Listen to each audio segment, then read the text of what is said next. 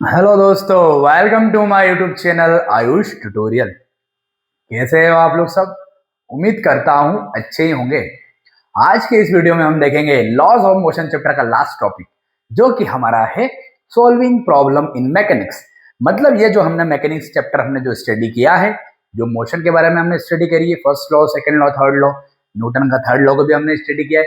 इनमें हम कौन कौन से और प्रॉब्लम सॉल्विंग मेथड्स हम कर सकते हैं, जिस तरीके से मैकेनिक्स और आसान हो जाता है, कौन कौन सी स्टेपों को हम फॉलो करते हैं, वो हम इस वीडियो में देखेंगे कि कैसे हम प्रॉब्लम्स को आसानी से सोल्व कर सकते हैं। मैकेनिक्स की जितनी भी न्यूमेरिकल्स आ जाए, डेरिवेशंस आ जाए, जितनी भी प्रॉब्लम्स आ जाए, उनको हम आसान तरीके से कैसे सोल्व कर सकते हैं, इस वीडियो में हम देखेंगे।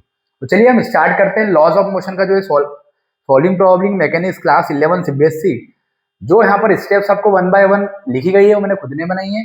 यहाँ पर स्टेप आपको स्टेप बाय स्टेप लिखना है, ऐसे कैसे कॉपी में आपको समझा रहा हूँ। छोटा वीडियो रहेगा, 5 से 10 मिनट का, आप लोग ध्यान से देखिए। और कुछ समझ में नहीं आता है तो आप लोग मुझको व्हाट्सअप कॉल करके 9644523705 पर भी पूछ सकते हैं, या फिर मेरी offline coaching Shrinath residency colony Sanawad में, वहाँ पर ऑफलाइन कोचिंग हमारी जो ऑनलाइन ऑफलाइन मोड वहाँ पर जो मौजूद है, यहाँ पर भी आप लोग आगे पूछ सकते हो।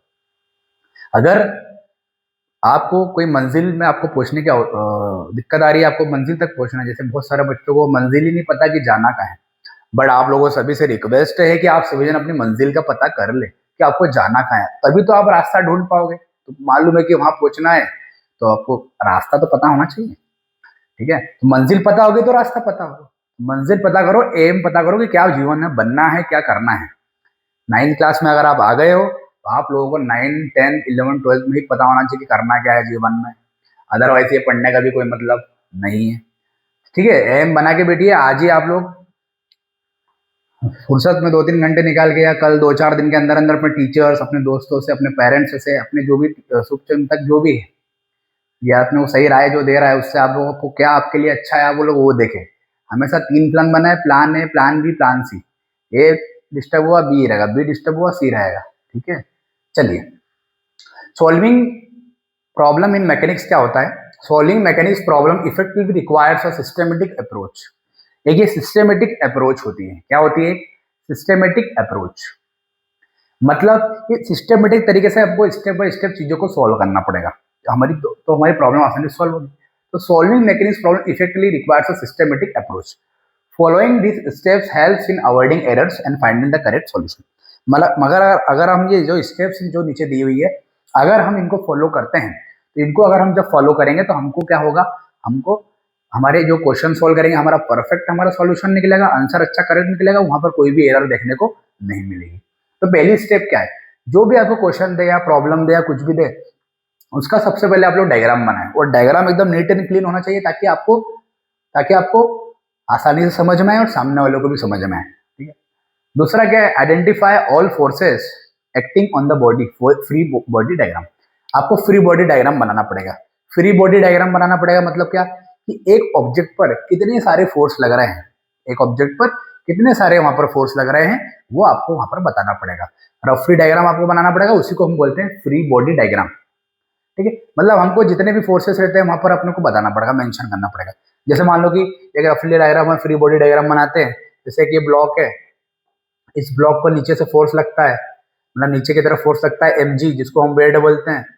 एक ऊपर की तरफ फोर्स लगता है, जिसको हम बोलते हैं normal force, normal reaction force. और यहाँ से मान लो हमने 5 न्यूटन का फोर्स लगाया, और अपोजिट डायरेक्शन में फ्रिक्शन फोर्स भी क्या लग रहा है, 5 न्यूटन लग रहा है। तो फ्रिक्शन फोर्स इधर से 5 न्यूटन लग रहा है। अप्लाइड फोर्स एफ ए, ये हमने अप्लाइड फोर्स है, तो अप्लाइड फोर्स भी 5 न्यूटन है, फ्रिक्शन फोर्स भी 5 न्यूटन है। नीचे जो फोर्स लग रहा है वेट का फोर्स, वो mg लग रहा है। अपर डायरेक्शन में जो फोर्स लग रहा है वो नॉर्थ फोर्स लग रहा है। तो ये हमेशा आपस में बराबर हो जाते हैं। तो n बराबर mg,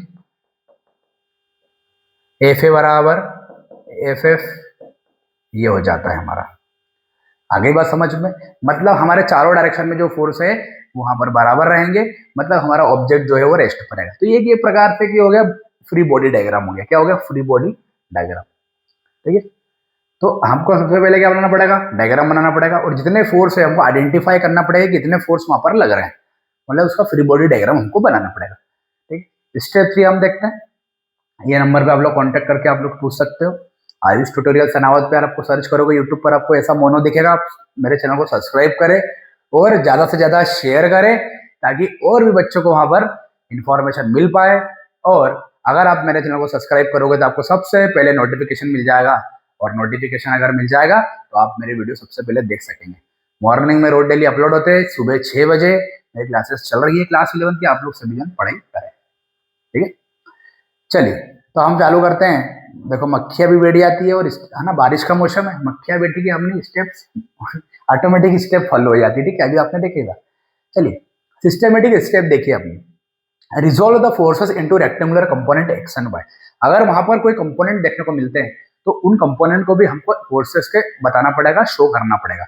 जैसे दो एक्सिस है, एक्स एक्सिस वाई एक्सिस, तो वहां पर फोर्स अगर रिजल्टेंट हमारा फोर्स रहता है तो वहां पर दो कंपोनेंट बनते हैं, एफ एक्स और एफ वाई, ठीक है।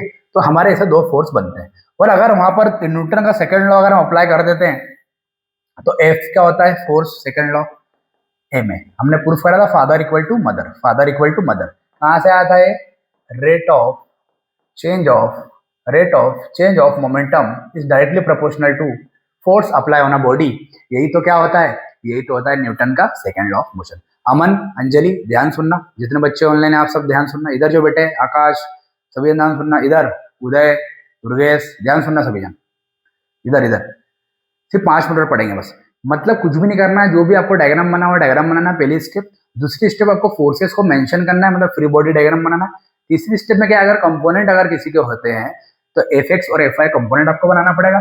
जैसे ये ऑब्जेक्ट है, जैसे मान लेते हैं एक्स एक्सिस है, ये वाई एक्सिस है, ये जो फोर्स है ये रिजल्टेंट फोर्स है, इसका एफ एक्स फोर्स यहाँ टूट जाएगा, एफ वाई फोर्स यहाँ टूट जाएगा कंपोनेंट।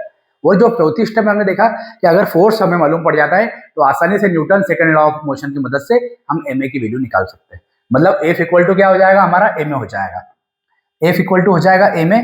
और यहाँ पर वाई भी क्या हो जाएगा, F equal to M A. यहाँ एक्स की बात करें तो एक्स आ गया, यहाँ वाई की बात करें तो वाई आ गया। इस तरीके से हम उसको लिख सकते हैं। तो ये स्टेप बाय स्टेप प्रोसीजर है, यहाँ पर प्रॉब्लम सॉल्विंग मैकेनिक्स को हम इस तरीके से हम आगे कर सकते हैं। Solve the resulting equation for the unknowns. अब जो भी वैल्यू हमको चाहिए उसकी इक्वेशन हम सॉल्व करके हम उसकी वैल्यू आसानी से निकाल सकते हैं। तो ये हमने अभी तक 5 स्टेप देखिए, इसको आराम से कर लो, शांति मन से कर लो। और अगर किसी कोई समस्या हो तो आप मुझसे इस कॉन्टेक्ट नंबर पे पूछ सकते हो। तो आपको 5 स्टेप ऐसे कैसे याद करना है, अगर प्रॉब्लम सॉल्विंग मैकेनिक्स का टॉपिक आता है एग्जाम में तो आपको ऐसे कैसे 5 स्टेप लिखना है। आगे बात समझ में। अगर किसी को कोई भी समस्या हो तो बिल्कुल पूछ सकता है, ठीक है। और मेरे चैनल को सब्सक्राइब करें और ज़्यादा से ज़्यादा शेयर करें। अब कुछ टिप्स है, टिप्स के बारे में हम बात कर लेते हैं। कंसिस्टेंसी, ऑलवेज यूज ऐसा unit consistently through out the calculation. मतलब हम जब भी कोई कैलकुलेशन करते हैं वो स्टेप बाय स्टेप चीजें फॉलो करते हैं। जैसे आपने क्लास 10 में मिरर फॉर्मूला, लेंस फॉर्मूला पढ़ा था, तो मिरर फॉर्मूला, लेंस फॉर्मूला क्या था, हम मिरर फॉर्मूले में image distance, object distance, focal length निकालते थे, और लास्ट में हमारी इमेज डिस्टेंस भी आ जाती थी, ऑब्जेक्ट डिस्टेंस भी आ जाती थी। तो हमारी जो इमेज डिस्टेंस आती थी, जो ऑब्जेक्ट डिस्टेंस आती थी, तो उसको हम सेंटीमीटर में लिखते थे, यूनिट लिखते थे। तो कहने का मतलब है जब जैसे आप हर क्वेश्चन सॉल्व करते हो तो आपको सारे क्वेश्चनों में यूनिट लिखना पड़ेगा। तो वो कंसिस्टेंटली अगर आप ये काम करते हो तो आपको आदत बन जाती है। अगर आप कंसिस्टेंटली उसको छोड़ते जाओगे तो आदत छूट जाएगी। आगे बात समझ। तो यूनिट लगाना ना भूलना मत। जैसे मैग्निफिकेशन आता है, मैग्निफिकेशन और क्या होता है, वी अपन यू, माइनस का वी अपन यू होता है मिरर में, और प्लस का वी अपन यू होता है लेंस में, ठीक है। या ये मिरर में होता है फॉर्मूला, माइनस का वी अपन यू ये मिरर में होता है, और ये काय में होता है, लेंस में होता है। तो मिरर और लेंस की अगर बात करें, यहाँ पर जैसे मैग्निफिकेशन कोई यूनिट होती नहीं है, क्योंकि डिस्टेंस की भी यूनिट सेंटीमीटर में, ऑब्जेक्ट डिस्टेंस की भी सेंटीमीटर में, सेंटीमीटर सेंटीमीटर कैंसिल हो गए, तो वहां पर कोई भी यूनिट नहीं बची। और अगर कोई भी यूनिट नहीं बची मतलब क्या, मतलब वहां पर यूनिट लेस होगा। पर बच्चे यहाँ भी यूनिट कभी यहाँ लगा के आ जाते हैं यूनिट। तो अगर आप किसी भी चीज को कंसिस्टेंटली अगर नहीं लिखोगे तो आप उसको भूल जाओगे। तो सबसे रिक्वेस्ट ये भी है, ये टिप्स इसमें बताई गई है कि आपको जैसे जैसे न्यूमेरिकल सॉल्व करते हो, कोई भी प्रॉब्लम को अगर सॉल्व करते हो, जहां पर यूनिट लग रही है वहां पर यूनिट लगाना कंपलसरी। जहां पर यूनिट को कन्वर्ट किया जा रहा है वो कन्वर्ट करना भी जरूरी है। जैसे हमारे भारत में जो ज्यादा मोस्टली अपन पढ़ते हैं वो पढ़ते हैं MKS, metre kilogram second. Foreign में अधिकतम पाउंड में चलता है, अपने यहाँ किलोग्राम में चलता है, ठीक है। वहां चलता है फुट, पाउंड, सेकेंड। तो जैसे यहाँ पर मान लो किलोमीटर में कुछ भी वैल्यू आती है तो हम उसको हमेशा काय में कन्वर्ट करते हैं, मीटर में। मान लो ग्राम में आती है तो काय में कन्वर्ट करते हैं, किलोग्राम में। और सेकेंड अगर आवर्स में आती है, घंटे में आती है, सेकेंड में कन्वर्ट करते हैं। मतलब हमको यूनिट कन्वर्ट करना भी आना चाहिए, ये भी एक अपना वहां पर हो जाएगा। Identify constants, recognise the string pulleys और incline plane that is restrict motion. अब आपको चेक करना पड़ेगा, जैसे पुली में है ना। पुली में कुछ वहाँ पर फोर्स अलग लगता है। फिर अगर बात करें कोई अगर स्लोप में अगर कोई है तो वहाँ पर फ्रिक्शन फोर्स अलग लगता है। मतलब सबकी कंडीशन अलग अलग है, तो आपको ये चीज भी आपको याद रखना पड़ेगी। आइडेंटिफाई करते आना चाहिए आप। चेक साइन, साइन भी आपको चेक करते आना चाहिए। क्या कि assign a coordinate system and stick to it, define the direction of the motion as positive और नेगेटिव। मतलब क्या होता है कि आप कोई भी ऑब्जेक्ट पॉजिटिव डायरेक्शन में जा रहा है कि नेगेटिव डायरेक्शन में जा रहा है, ये भी आपको डिफाइन करते आना चाहिए। ये साइन का एनालिसिस आपको करते आना चाहिए। अगर आपको ये करते आएगा तो ही आप प्रॉब्लम को बहुत आसान तरीके से सोल्व कर सकते हो। जैसे एक छोटा सा एग्जांपल मैं आपको देता हूँ कि जैसे मान लो कि मैं आपकी तरफ चलते आ रहा हूँ 2 मीटर, कितने मीटर, 2 मीटर, ये आपकी तरफ चलते हुए मैं आया 2 मीटर। आपने बोला 2 मीटर सर, आप मेरी तरफ चल के आ गए, मैं वापस जा रहा हूँ, ये वापस गया, तो वापस मैंने 2 मीटर चला। आपने बोला सर आप वापस 2 मीटर चले गए, आपने प्लस माइनस को डिफाइन नहीं किया। मैं जब आपकी तरफ आ रहा था तो वहां पर प्लस का होगा, अब मैं आपके विपरीत दिशा में जा रहा हूं तो माइनस का 2 आ जाएगा। तो प्लस का 2 और माइनस का 2, मतलब वहां पर डायरेक्शन बताना भी आपको आना चाहिए कि प्लस लगा रहे कि माइनस लगा रहे। आगे बात समझ में।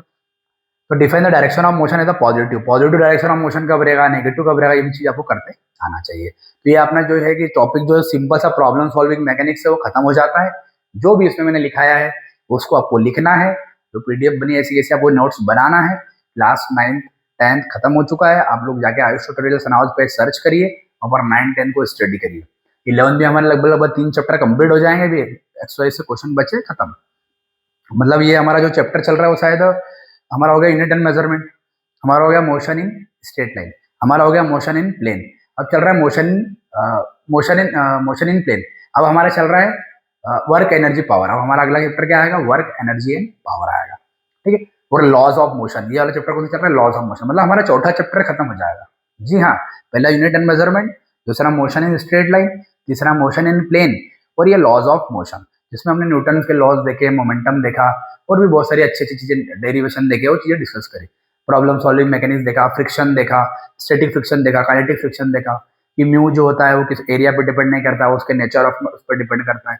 हमने बहुत सारी चीजें इसमें अपने डिस्कस करी। तो ये हमारा टॉपिक हो जाता है, ये जो चैप्टर है कौन सा, लॉज ऑफ मोशन, चौथा चैप्टर है। पहला यूनिट एंड मेजरमेंट, दूसरा मोशन इन स्ट्रेट लाइन, तीसरा मोशन इन प्लेन, चौथा मोशन ये बोलता है लॉज ऑफ मोशन। तो लॉज ऑफ मोशन भी हमारा अगले 3-4 दिन में कंप्लीट होने वाला है, 4 चैप्टर कंप्लीट। अब बचेंगे 10 चैप्टर, 10 अभी बचेंगे। तो उसका अगला चैप्टर जो 5वां है वो है वर्क एनर्जी एंड पावर। फिर आगे आपको ग्रेविटेशन मिलेगा, काइनेटिक थ्योरी मिलेगा, mechanical properties of solid, mechanical properties of fluid, thermal property of matter, है ना, और ऑसिलेशन, वेव, ऐसे आपको 7-8 चैप्टर आगे देखने को मिलेंगे। तो हम स्टेप बाय स्टेप धीरे धीरे करते जा रहे हैं। विद इन 2 मंथ या 3 मंथ, इससे ज्यादा नहीं, मैं कोशिश करूंगा 70 दिन के अंदर अंदर 11th खत्म हो जाए फिजिक्स। फिर उसके अगले 70 दिन में हम 12th करेंगे, 12th वाले बच्चे ज्वाइन हो जाना। और फिर पीओक्यू करूंगा जनवरी फरवरी मार्च, 3 महीने पीओक्यू चलेंगे बढ़िया, अपने बढ़िया 15 से 20 पेपर हो जाएंगे 12th के, 15 से 20 पेपर 10th के। समझ में आ गई बात। तो हम मिलेंगे हमारे अगले वीडियो में। तब तक कि अब मैंने जो आपको पढ़ाया है ये आप लोग अपनी कॉपी में नोट्स में बना ले। यहाँ पर जो 5 स्टेप है आप लोग वो लिखे, लॉज ऑफ मोशन में प्रॉब्लम सॉल्विंग मैकेनिक्स में पहली स्टेप, दूसरी स्टेप, यहाँ पर तीसरी स्टेप, चौथी स्टेप, 5वीं स्टेप, इसको लिख ले। उसके बाद कुछ टिप्स हैं, तो टिप्स भी आप लोग लिख ले। तो आपको ये चीजें आना चाहिए। हम मिलेंगे हमारे अगले वीडियो में, तब तक आप लोग जो पढ़ा है उसको एक बार पढ़ाई जरूर करें। और एक और बात, मेरे चैनल को सब्सक्राइब करना मत भूलना, और शेयर भी करो ज्यादा से ज्यादा बच्चे को, क्योंकि 3 दिन में चैप्टर कंप्लीट हो रहा है। फिर हम चालू करेंगे हमारा अगला चैप्टर 5वां, ठीक है।